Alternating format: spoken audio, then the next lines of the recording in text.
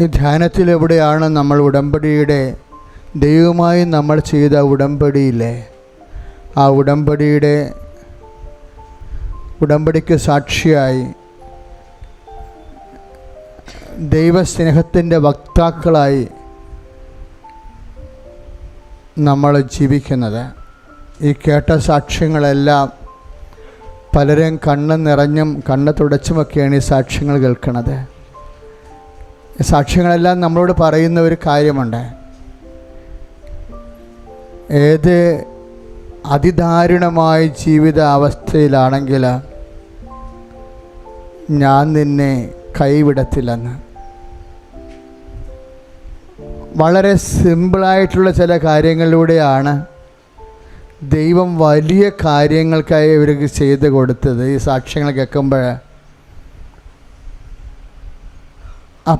നമ്മൾ ഉടമ്പടിയിൽ വാങ്ങിച്ചിരിക്കുന്ന ഒരു കാര്യവും സിമ്പിളല്ല എന്നിപ്പോൾ മനസ്സിലായില്ലേ.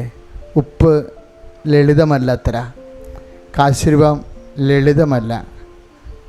അതെല്ലാം നിൻ്റെ ദൈവം നിന്നെ സന്ധിക്കാനും സംരക്ഷിക്കാനും സുഖപ്പെടുത്താനുമുള്ള സാന്നിധ്യത്തിൻ്റെ അടയാളവും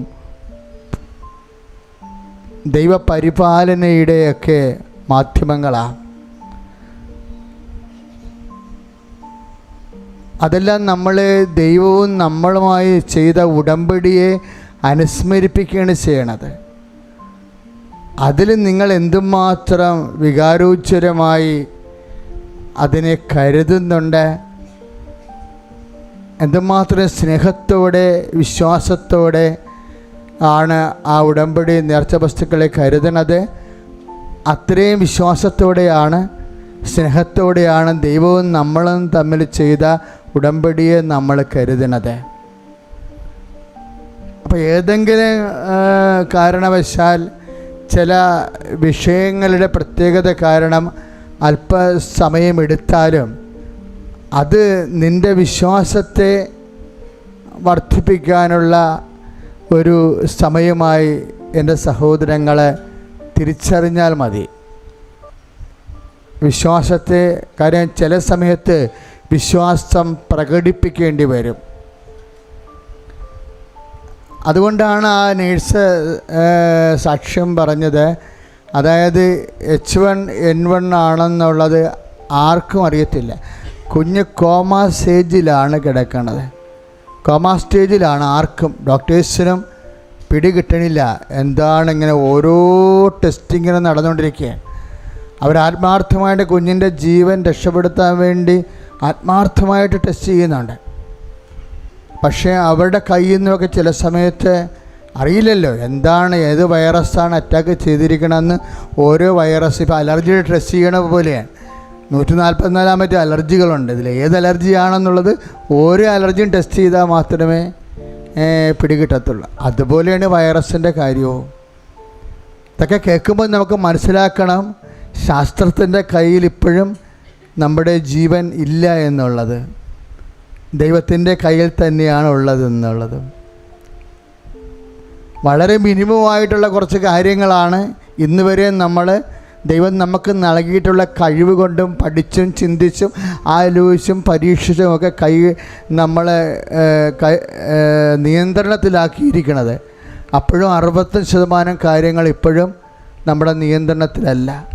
നമ്മുടെ നിയന്ത്രണത്തിലല്ലാത്ത കാര്യങ്ങൾ ദൈവത്തിൻ്റെ നിയന്ത്രണത്തിലാണ്.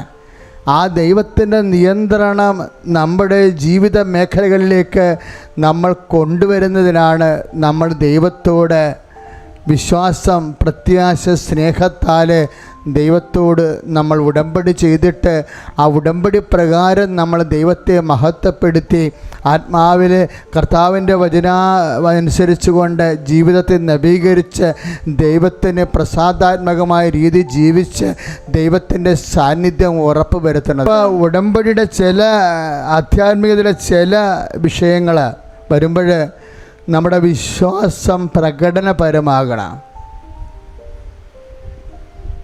വിശ്വാസത്തിൻ്റെ പ്രകടനപരത ഒരു ജീവിതത്തെ ദുർഘടമായ അവസ്ഥകളിൽ ദൈവത്തെ ഇടപെടുത്താൻ നമ്മളെ സഹായിക്കുന്നതാണ്. ജീവിതത്തിൻ്റെ ഞാൻ ചില സമയത്ത് തോന്നിയിട്ടുണ്ട്, ഈ വിശ്വാസത്തിൻ്റെ ചില പ്രവൃത്തികൾ കാഴ്ചയിൽ മണ്ടത്തരമായിട്ട് തോന്നും. വിശ്വാസത്തിൻ്റെ ചില പ്രവൃത്തികൾ കാഴ്ചയിൽ മണ്ടത്തരമായിട്ട് തോന്നും. കാര്യം കർത്താവിനെ കണ്ടപ്പോൾ കർത്താവിൻ്റെ അടുത്തേക്ക് ചെല്ലാൻ ഒരു തളർവാദ രോഗിനെ കൊണ്ടുവന്ന് അങ്ങേരുടെ സഹായികളായിട്ടുള്ളവർക്ക് കഴിഞ്ഞില്ല. അപ്പോൾ അവരെന്നാ ചെയ്തത്? കർത്താവ് ഇരിക്കുന്ന വീടിൻ്റെ മേൽക്കൂര പൊളിച്ചു മാറ്റി. വിശ്വാസമില്ലാത്തവർക്ക് ചില സമയത്ത് ഇതൊരു മണ്ടത്തരമായിട്ട് തോന്നും, അല്ലേ? ആ അവർക്ക് വേണേൽ ചിന്തിക്കാം, ആളൊഴിഞ്ഞതിന് ശേഷം ഇത്രയും വലിയ മരമണ്ടത്തരം എന്തിനാണ് ചെയ്തത്? ആളൊഴിഞ്ഞതിന് ശേഷം ആളെല്ലാം പോയതിന് ശേഷം എപ്പോഴായാലും ആൾക്കാർ പോകുമല്ലോ. പോയി കഴിഞ്ഞതിന് ശേഷം സമാധാനത്തിൽ ആ രോഗിയെ കർത്താവിൻ്റെ അടുത്ത് കൊണ്ടുവന്നാൽ മതിയായിരുന്നില്ലേ എന്ന് ചോദിക്കും. ഒരു പക്ഷേ അങ്ങനെ ആളൊഴിഞ്ഞ സമയത്താണ് കൊണ്ടുവരികയാണെങ്കിൽ ചിലപ്പോൾ ആ രോഗം സുഖപ്പെട്ടില്ലെന്ന് വരും. എന്താ കാര്യം? ആ രോഗിയെ സുഖപ്പെടുത്തിയത് എന്താണെന്ന് സുവിശേഷം പറയുന്നുണ്ട്. എന്താ പറയുന്നത്? അവിടെ വിശ്വാസം കണ്ട്. അതാണ് സംഭവം. വിശ്വാസത്തെ ചില സമയത്ത് ഉള്ളിൽ വെച്ചുകൊണ്ടിരുന്നാൽ പറ്റത്തില്ല. വിശ്വാസം ഉള്ളിൽ വെച്ചുകൊണ്ടിരിക്കാനുള്ളതല്ല എന്നാണ് നമുക്ക് സുവിശേഷം നൽകുന്ന ചില പാഠങ്ങൾ. അതാണ് ലൂക്കാ 18:8 പറയണത്. അതുപോലെ തന്നെ മർക്കോസിൻ്റെ സുവിശേഷത്തിലെ 2-5 വാക്യം എന്താണ്? അവരുടെ വിശ്വാസം കണ്ട് എന്ന് പറഞ്ഞേ. അവരുടെ വിശ്വാസം കണ്ട്. അപ്പം കാണാവുന്ന വിശ്വാസമുണ്ട്. നമ്മുടെ പ്രാർത്ഥനകളെല്ലാം കേൾക്കാവുന്ന വിശ്വാസമാണ്, അല്ലേ? നമ്മളിപ്പോൾ ചെയ്യുന്നത് എന്താ? പ്രാർത്ഥിക്കുമ്പോഴേ കർത്താവേ ഞങ്ങളുടെ പ്രാർത്ഥന കേൾക്കണമേ എന്നാ പറയുക. അത് കേൾക്കാവുന്ന വിശ്വാസമാണ്. ഈ കേൾക്കാവുന്ന വിശ്വാസം എപ്പോഴെങ്കിലും അപ്രായോഗികമായി തീരുകയും കേൾക്കാവുന്ന വിശ്വാസത്തിന് കൊണ്ട് ഉത്തരം താമസിക്കുന്നുവെന്ന് കണ്ടാൽ നമ്മൾ പിന്നെ എന്താണ് ചെയ്യേണ്ടത്? കാണാവുന്ന വിശ്വാസം കാണിക്കണം, അല്ലേ? അതാണ് എൻ്റെ മാർഗം.